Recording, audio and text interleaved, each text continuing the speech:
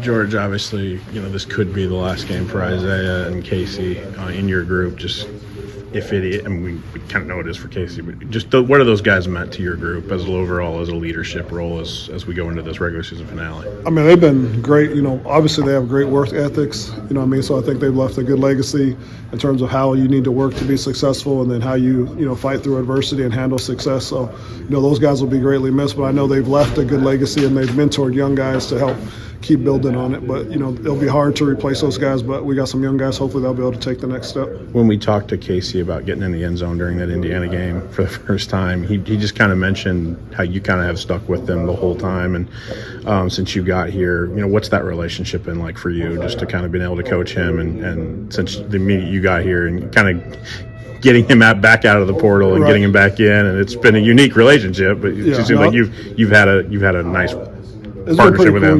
He was truly probably one of the first recruits that I had when I got here, because he was gone, and then we got him to come back. But Casey's, he's been phenomenal just in terms of his work ethic, his charisma, his enthusiastic all the time, and his passion for football. He loves playing the game, he loves practicing the game, and there's not a lot of guys who really love to practice and love to play, but Casey is one of those guys. So I've learned probably more from him than he's learned from me, but hopefully we'll continue to have this relationship as we move forward and get old. But it's been a pleasure coaching him and just watching him develop, and like I said, the legacy that he's leaving with the group, just in terms of how you attack day-to-day adversities and successes, has been invaluable.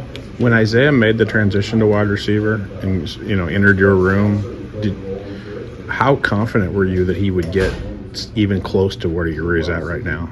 We always thought he was a good player. He's a great player. He was in high school, he was at quarterback. I think anytime you move a person, they have the ability. It's just if they'll have the buy-in, and then if everything falls into place moving forward. And he's a guy that's been talented, since Optimus football with Corey, and he's talented now. And I think it's a tribute to how he was raised, the work ethic he's had, and just the work that he's put in at every stage to continue to develop. He's had a good season since the beginning. Like these last several weeks, you just seen him take it up another notch. The production is hit another level. Right. Yeah, I think obviously Coach Lunny's done a great job of trying to make sure we have him involved at a high level, and I think he's playing at a high level to try to get us a victory and help us get to where we want to go in terms of having an opportunity at the postseason. So I think he's playing, I don't want to say inspired, but he's playing more determined, to really do whatever he can to help us get points on the board and help us, whether it's encouraging other guys or talking to other guys, just helping us get to where we all want to go. And, he's done a great job, but he's done that, at every position he's been at since he's been here. You've kind of just gone with those three older guys, a lot. Did it reach a point in the season where it was they just had to be out there? It's just the way we've had, I don't know how many one-score games that we've had, so when you got three guys playing at a high level, those are the type of guys that you're going to have out there in critical moments. And like I said before, the younger guys understand at one point next year they're going to be those same type of guys that, when it's critical moments, you got to have the guys out there that have banked reps and know exactly what you can get from. So, when you got Casey, Isaiah, and Pat, would you want to see them sitting on the sideline on a critical situation? No. Yes or no? That's it. All right, exactly. So, I think that's kind of the same thing. And the thing this year compared to last year, we haven't had a lot of leads, or it's just been give and take. So, those guys have played at a high level, and they've earned the right to just be out there as long as they can stay out there. I guess what have they done maybe to have maybe that maybe just be out there more so? They're all third-year players. You look at Pat, he's a third-year player. Casey's a true third-year player, probably a fourth-year player. Isaiah's a fourth-year player. So, I just think anytime that you have experienced guys in critical moments, you're probably going to have those guys out there. And it's not a takeaway from the younger guys. It's just if I threw a ball to someone other than Casey and we didn't complete it, you guys will be calling me talking about why didn't you have Casey in the game in a critical moment. So it's kind of that catch-22. And like I said, it's just a natural evolution of the position and of any position. So, next year it'll be another question of, how come such and such is a plan. But I think those guys have just deserved the right to play as much football as they can, and as long as they're out there playing at a high level, they earn the right to stay out there. On the flip side, George, what does an Ashton Hollins kind of do to get the playing time that he's even getting at this point? Even as a younger player, where are you seeing him? I mean, check they boxes? all have backups. You know what I mean? Sure, I understand. So that's where Pat got hurt. Sure. Pat got hurt, and Ashton's Pat's backup, so he goes out there. You know what I mean? So we have 3 guys that have played a lot of football, and then we have the younger guys that are coming along. So like Ashton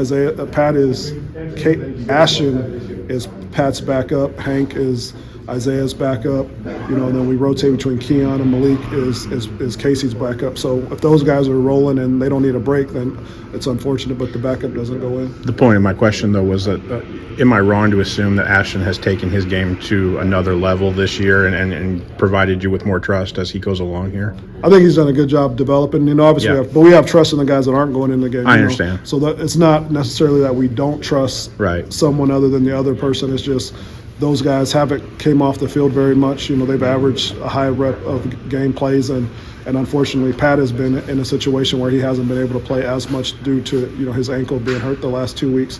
So that's given Ashton another opportunity to go out there. And Ashton's done a great job. You know, he made a critical 3rd down conversion last week, which was huge to keep a drive going. So Ashton's done exactly what we need him to do. But so have the other guys. They just haven't had the opportunities yet. Do you have a conversation with the older guys, you know, Casey and Isaiah, about, you know, holding in emotions on senior day and what that could be like for you, seeing as how you went through it as a player? Yeah, like that's like you can't hold in that emotion. Okay. I mean, I think it hits you. You know, you realize this week, like, all right, this is my last time. I'm my last Tuesday, my last Wednesday, and you know, when you run out on the field for the last time and your parents are sitting there, like, the emotions are going to hit you. You know, I think that the best thing that I've learned over my career is just try to go somewhere quiet and try to regather yourself and recenter yourself and get ready to play the game. But there's no way that you can, you know, I cried when I ran out there. I almost cried the first time I ran out there when I came back. So I just think the emotion of that moment is something that you have to embrace because it is special.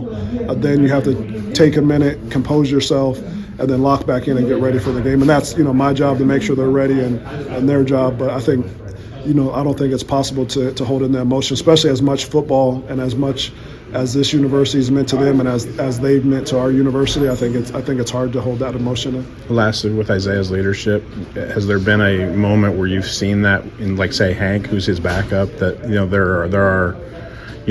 there are traits that Hank now has because he's watched Isaiah so often and kind of gotten that, I don't want to say by osmosis, but just because of the development? Yeah, I think it's hard to be in a room with those guys, and I've said it before, they all lead in different manners. So Isaiah's leadership style is different than Pat's, different than Casey, but I think it's hard to be in that room and not grow from being around those guys, you know, whether it's one-off conversations or whether it's how they handle hard coaching or it's whether how they handle success, how they handle failure. So I think the one thing that's really good about the group is that they're very attentive in terms of learning outside the box. So I think, you know, those guys have left a great foundation of what it takes to be successful and how you handle your business. So, you know, although they won't be in our room, they'll always be with us in terms of how they've handled their business since we've been here. Thanks to you.